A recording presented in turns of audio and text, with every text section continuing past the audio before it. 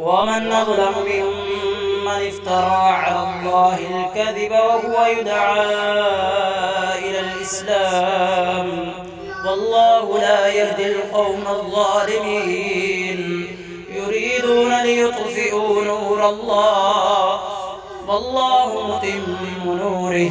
يريدون ليطفئوا نور الله بأفواههم والله متم نوره ولو كره الكافرون هو الذي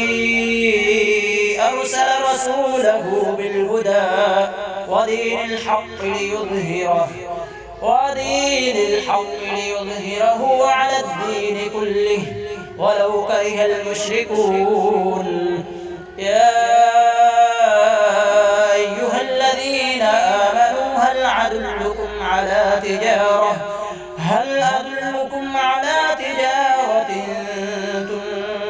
تنجيكم من عذاب أليم تؤمنون بالله ورسوله وتجاهدون في سبيل الله بأموالكم وأنفسكم ذلكم خير لكم إن كنتم تعلمون يغفر لكم ذنوبكم ويدخلكم جنات تجري من تحتها الأنهار ومساكن طيبة في جنات عدن ذلك الفوز العظيم وأخرى تحبونها نصر من الله وفتح قريب وبشر المؤمنين يا أيها الذين آمنوا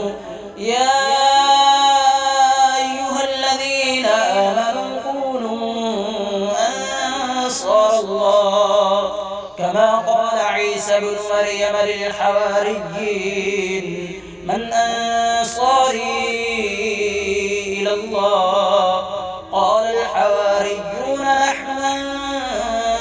أنصار الله فآمنت طائفة من بني إسرائيل